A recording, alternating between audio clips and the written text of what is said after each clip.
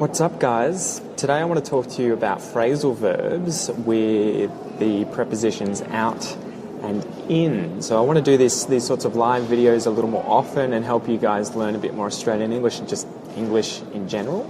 Today I want to focus on phrasal verbs with out and in. So can you think of any? Put them in the comments. As you're watching, we can have a discussion. I'll introduce how to use these phrasal verbs first. And then if you have any questions, at the end, I'll go through the comments and we can talk about specific questions that you might be having. So first of all, what is a phrasal verb? A phrasal verb is a verb with multiple words. So you'll have the verb itself. It could be to go, to do, to be, to have. They're often common verbs: to put, to come, to lift, to place, all of those sorts of simple verbs. And then they'll often be followed by an adverb, so something that is explaining the verb, that is affecting the verb, or a preposition, so words like in, out, of, up, down, those sorts of verbs. So it's a verb, and then it is an adverb or a preposition, phrasal verbs. So today, though, specifically, I want to go over phrasal verbs that use either out or in. Out or in, and they can quite often be used as opposites. In fact, that's the point of today's lesson. We want to talk about phrasal verbs using out and in and using them as opposites. So I want to help you guys sort of conceptualize how I'm thinking when I use these phrasal verbs when I'm talking and how native people are using them, because we're not thinking what are both of these words as the phrasal verb together. We're thinking in our minds a lot of the time, what is the verb that we want to use to describe the situation, the thing that we're talking about, and then what is the adverb or the preposition that sort of gives a bit more detail to that verb. It tells us a bit more about what's going on.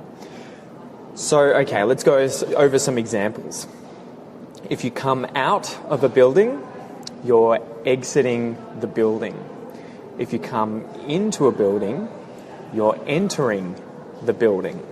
So out usually means away from. In this instance, in these kinds of phrasal verbs that use out or in, it means away from, out, and in means, into, coming towards something, entering something, going inside of something. So to come out of a building is to exit a building. To come into a building is to enter a building.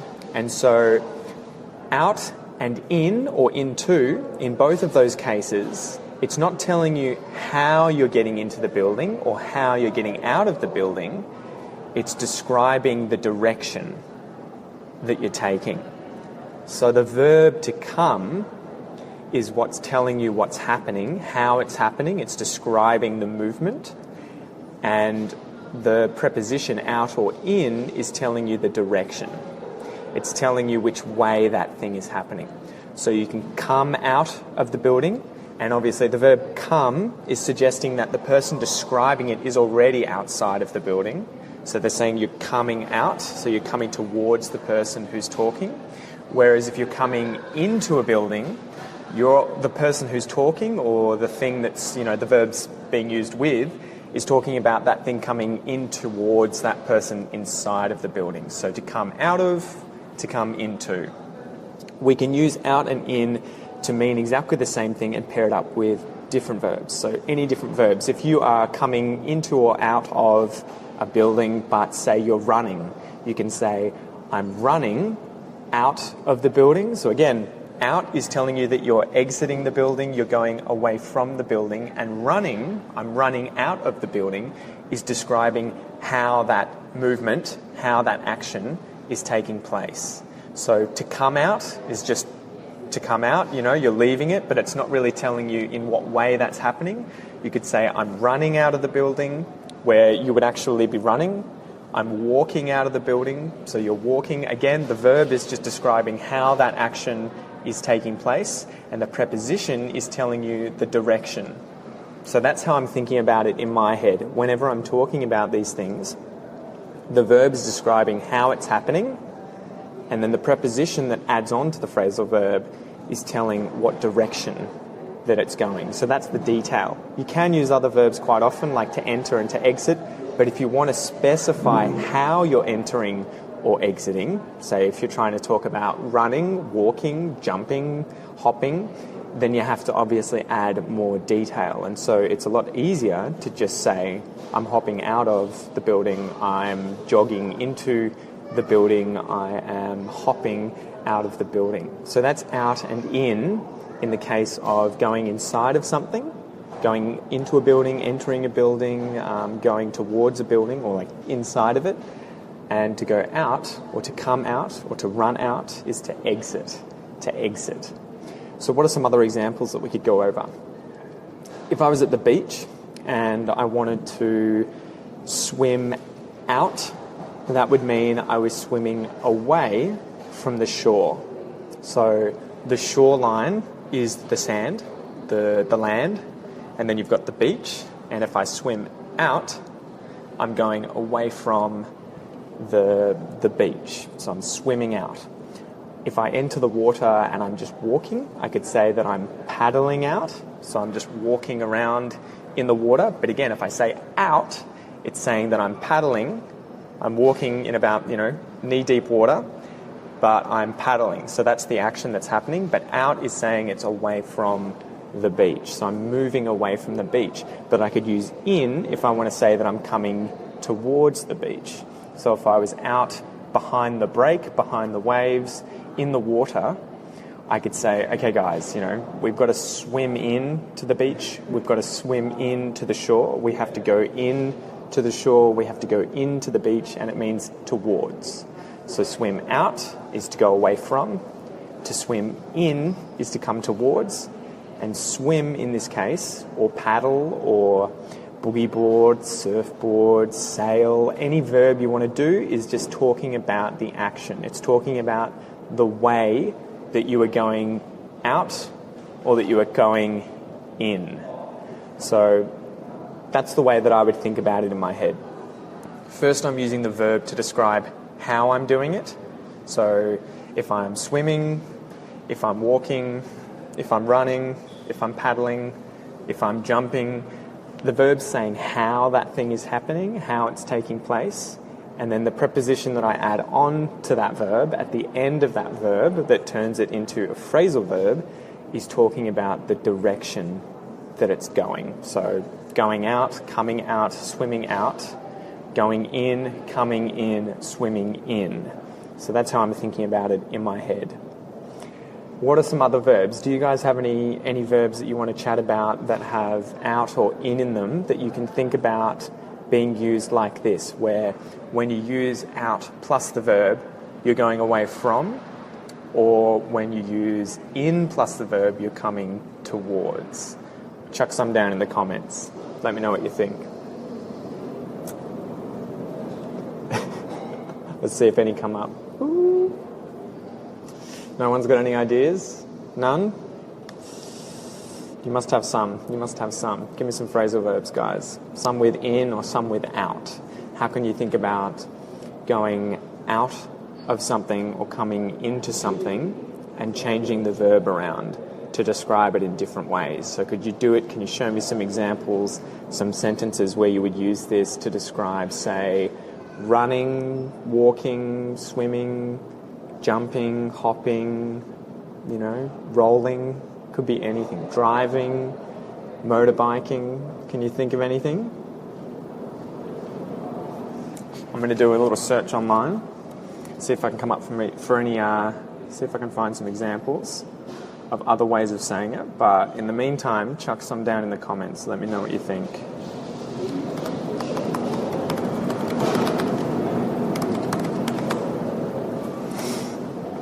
In and out.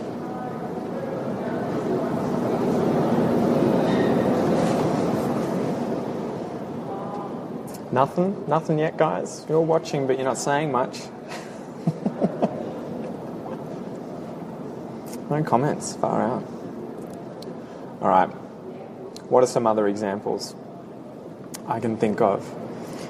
Okay, imagine that you are going into a cave You want to go inside of a cave and you want to check the cave out. You're not sure what it's going to be like inside there.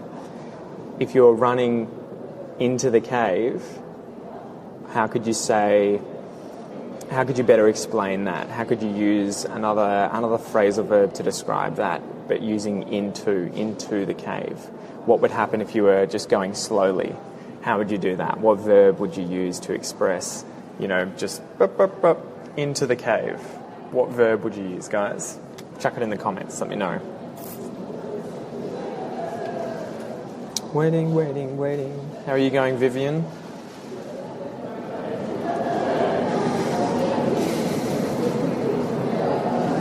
Dun, dun, dun.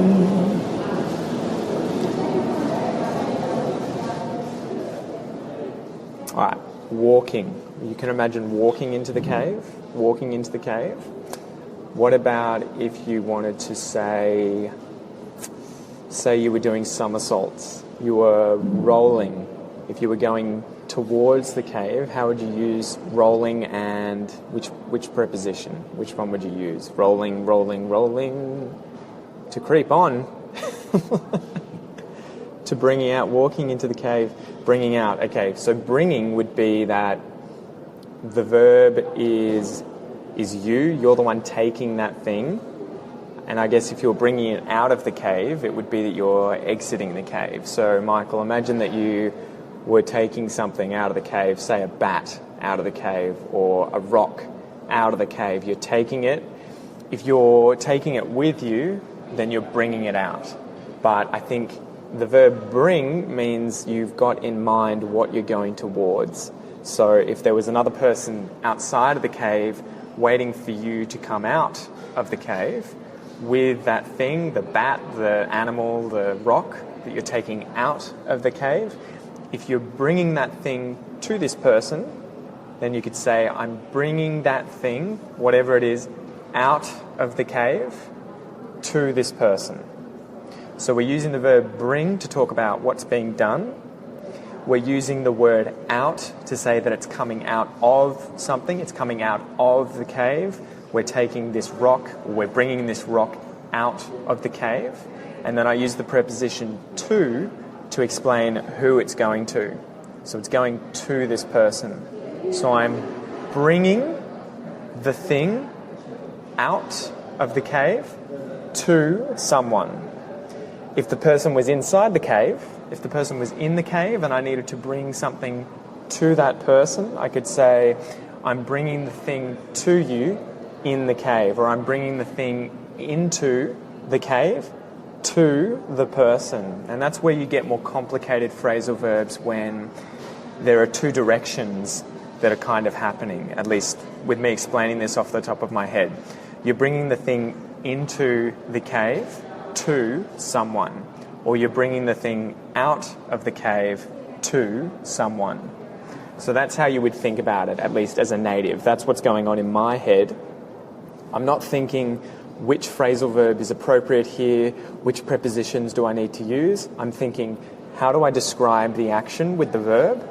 So I use bring, and then I'm thinking, what are the directions that's happening? So I'm bringing the thing into somewhere, and then I'm giving it to that person. So I might just say, I'm bringing it in to someone.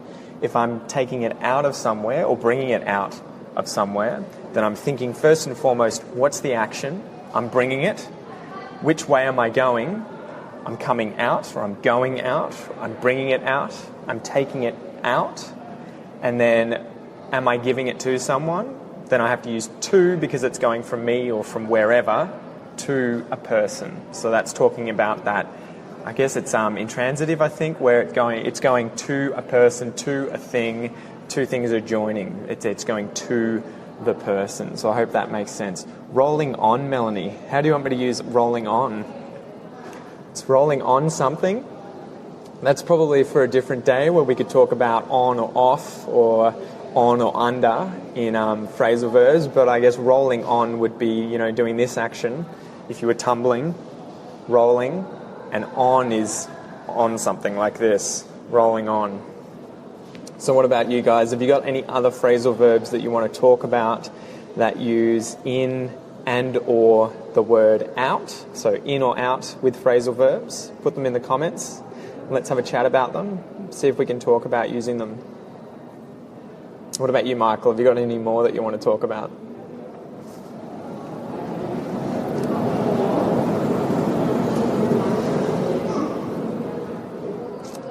Come on, guys, I believe in you. Give me some comments. Give me some things to chat about. I'm here to serve you. I'm here to help you guys with your problems. From time to time, I get sick of talking. You'd be surprised. Okay, get in. To get in, I guess get is a difficult verb to sort of explain because it means many different things. But I guess get in would be to enter something. So you can get into a car. It means to go from outside of a car into a car. So you're getting into the car, you're getting in the car. You can decide whether or not you want to use to there. You can say either in or into, it's up to you. But you get in something. If I put my jumper on, I get into my jumper if I put it on. If I go into a classroom, I could say that I'm getting into a classroom. I could say that I am getting into the tram if I'm talking about public transport. Getting into a plane. What are some other things that I could get into, guys? Can you use that in a sentence? I'm getting into, or I'm getting in a, or the thing. And then what's the opposite? If I'm not getting in something, if I'm exiting something, if I'm leaving something, what would the phrasal verb be? To get, and then what preposition would I use for that, guys? To get, I'm exiting, I'm coming. Can you write it in a comment? Come on, let me know, see if you can do it. So you're exiting something, you're coming, you're not getting in something, you're not getting into something, you're getting, exactly, Angelica, that's it. You're getting out of something, you're exiting that thing, you're leaving that thing, you're getting out. So what are some other verbs that we could use? Imagine you've just opened your car door and you've lifted your leg up and you've put your leg outside. That action is to step. So you're stepping of your car. You're stepping of your car. What's the preposition that I would use there? To step something, my car. Step something of my car, rather. Who's got it? Come on, someone's got it. It's the opposite of to step in my car. I'm stepping of my car. Oh, waiting. Yeah, exactly, Angelica. You nailed it. All right. If I was jumping, and then entering the car. If I'm jumping, what would the phrasal verb be that I would use? Or not phrasal verb, or the phrasal verb, but what preposition goes with jumping? Jumping's describing the action. What preposition would I use to describe the direction that I'm going? I'm entering the car. I'm jumping something to the car. It's not out. What's the preposition that I would use there? It's not to come out of the car. It's to come something to the car. Exactly. Perfect. All right. What if I use the verb to dive? To dive. So I'm that keen to get into the car. I'm diving.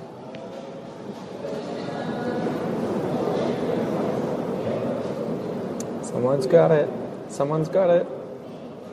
I'm diving. Yes, you could say jumping into. You could definitely say jumping into.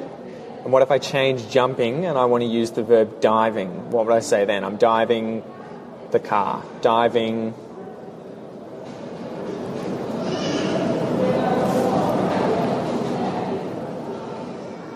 So it's not diving out of the car, it's diving into the car. So I guess ultimately here, guys, exactly, Angelica. Ultimately here, guys, a good way to think about these prepositions and these verbs, the prepositions is describing the direction. If you're entering something, you're going into something or you're going in something.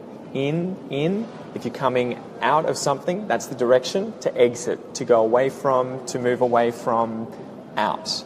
Out and in. The preposition in these phrasal verbs is describing the direction. The direction, are we coming in, are we coming out? And then we use the verb just to describe how we're doing it, what action is taking place. Sorry guys, there's some pigeons in here flying around.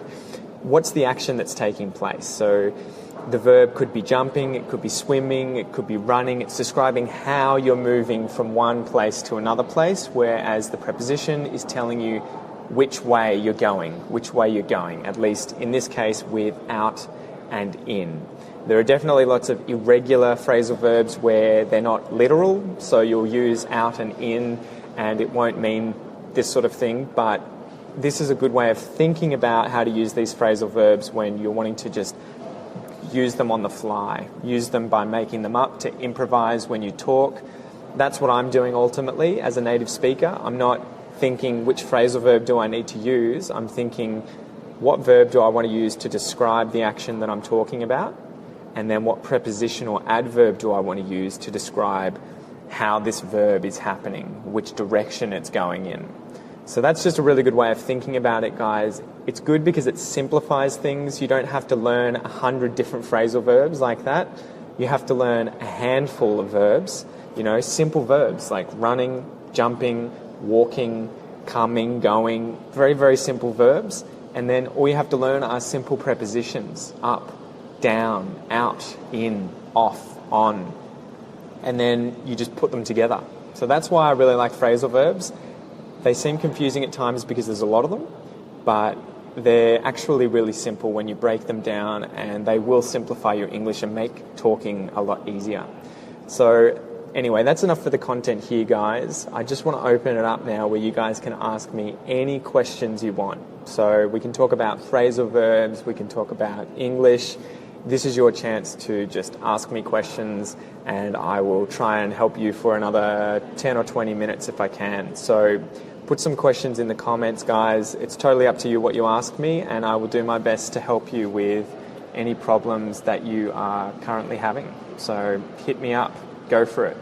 Post some questions. Let me know what are your current difficulties in English and how can I help you?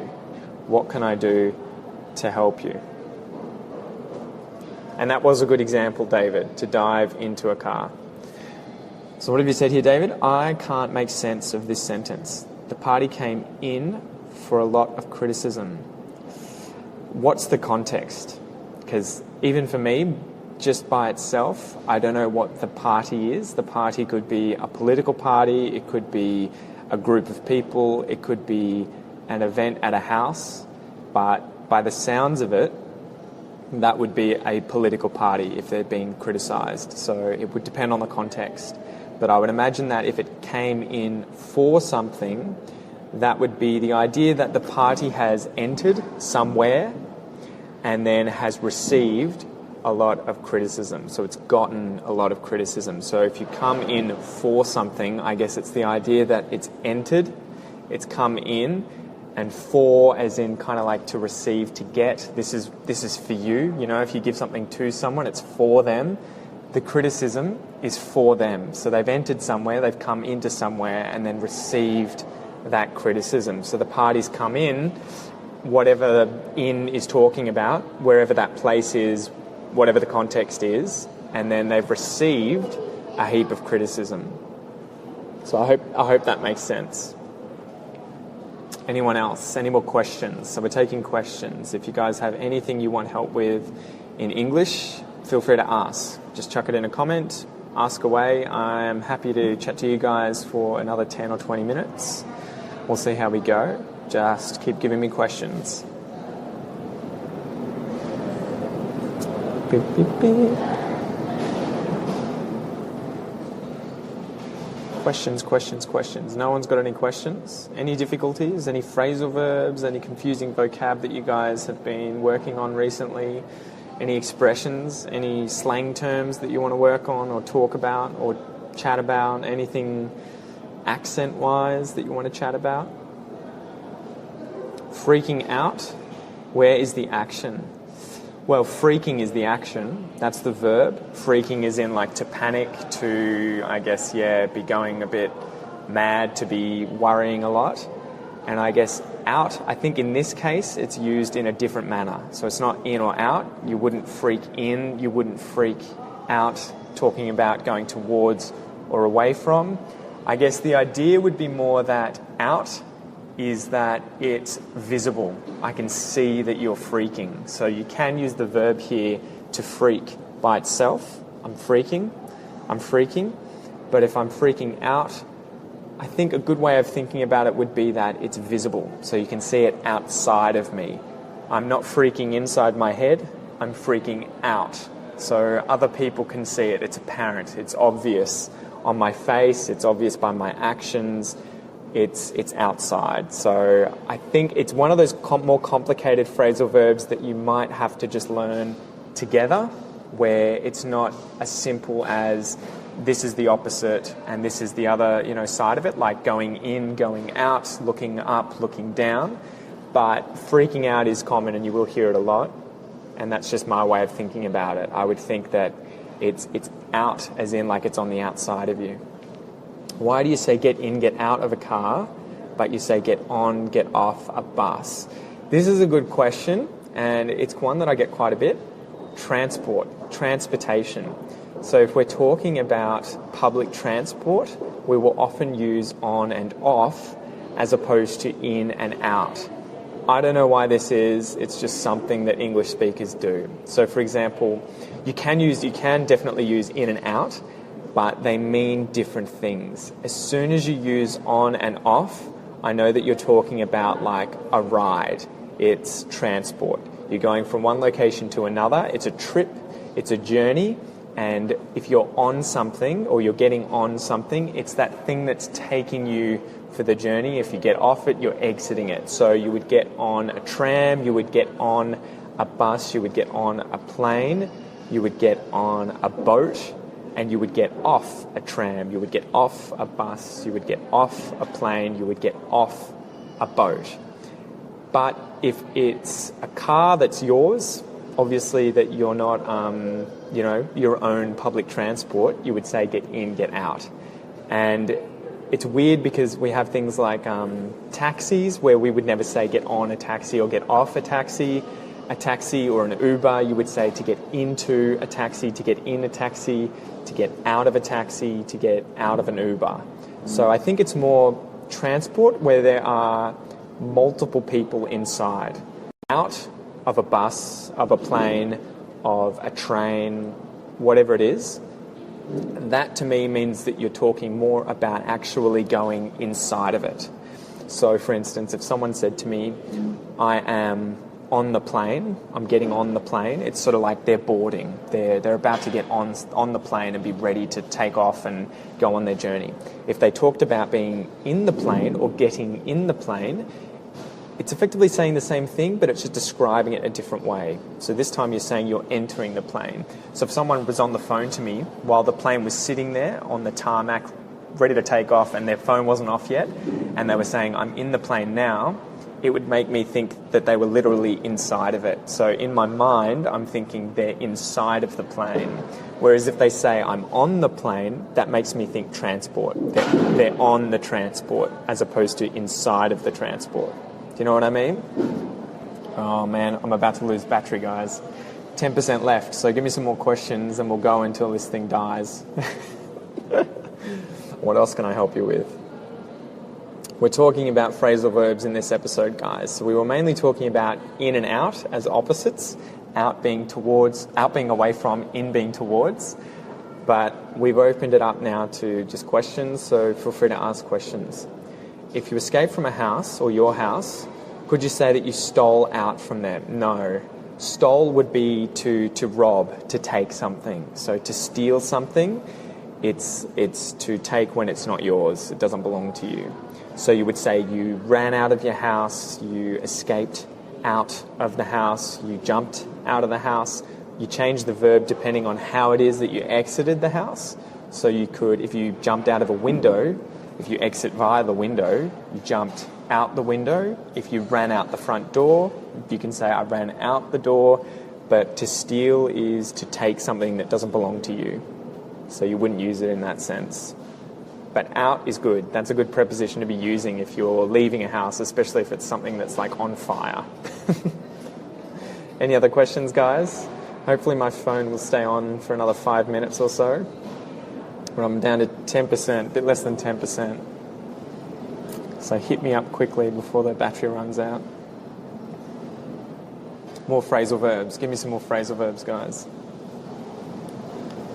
I'm currently at the museum, so they're cleaning up as well, so I'll have to be quick. What else have we got? What about up? You've got to give me some context. What do you mean about up? As in, how would you use it with phrasal verbs?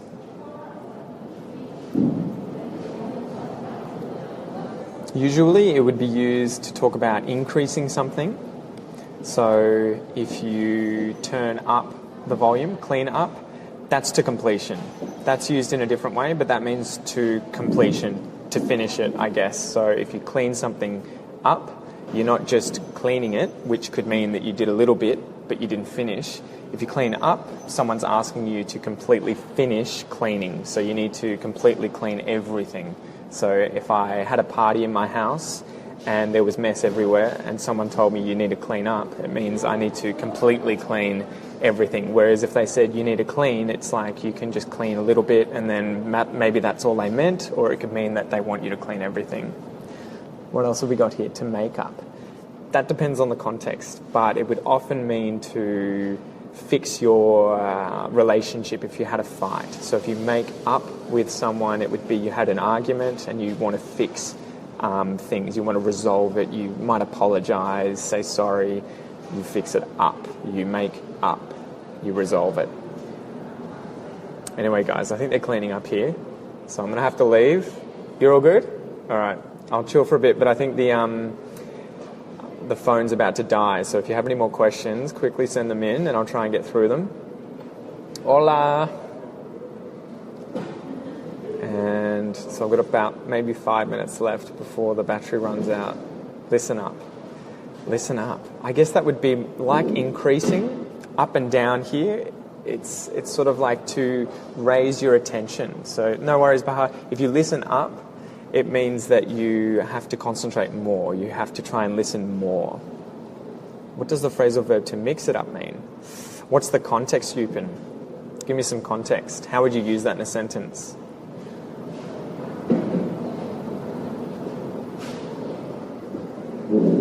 Usually it would mean to change it up, to change things, to change them around, to do things differently. If you mix it up, so imagine you were going to the museum every single week with your grandparents. If instead you wanted to go somewhere else, not to the museum this week, you could say, do you mind if we mix it up? Let's do something different. Let's change it. Let's change it up. Let's go somewhere else. We'll mix it up this week and we'll go to the beach instead. No worries.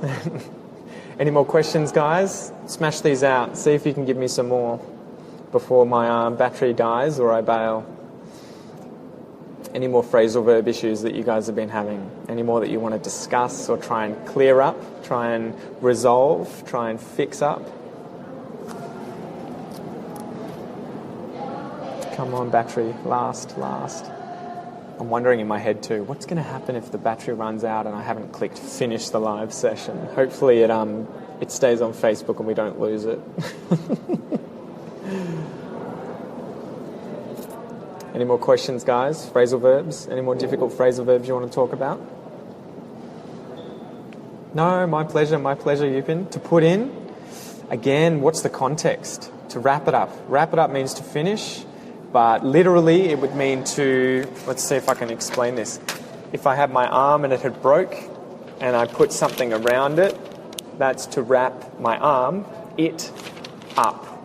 So again, up in that case is being used as completion. Wrapping it up, finishing it up, clearing it up. It's doing the action of wrapping until it's finished. So wrapping up my arm. But to wrap up can mean just to finish. Let's just wrap it up, guys. We'll finish now. We'll finish it up. We'll end it. We'll finish. We'll wrap it up. To cut out. To be cut out. That's a more complicated one because I think that's getting more expression, idiom. So it's no longer literal. So to be cut out for something, I guess you could think in your head, if you were cut out, if you had a figure of something, I don't know, imagine that you had on this paper the perfect man for lifting weights, and you cut him out of the paper, and you could say he was cut out for this. But literally, when I would use that in my head, it would mean that it is something I can do. So if I said it in the negative, it's something I can't do. I'm not cut out for this. So you'll hear people, maybe someone's overweight and they can't hike very well, and they're going up a mountain that's really steep and they're getting sore, out of breath, tired. They might say, I'm not cut out for this. I can't do this. I'm not made to do this. So to be cut out for something means that it's something that you can do, that you're meant to be able to do, that you've trained for, that is something that you can really, really do easily. I think we might finish it up there, guys, because I'm a bit worried the battery's about to die. So thanks for everyone coming to the class. I'm going to try and do more of these in the future. Let me know what you think. Definitely, you guys are already on Facebook, but if you're not, make sure you're listening to the podcast, because I talk about expressions every single week. I give out an expression, and I also have, if you become a member, a breakdown of the lesson and all the bonus exercises and materials, bonus MP3s to help you learn even faster. So listen to the podcast and keep asking me questions, and I'll see you in class. See you guys.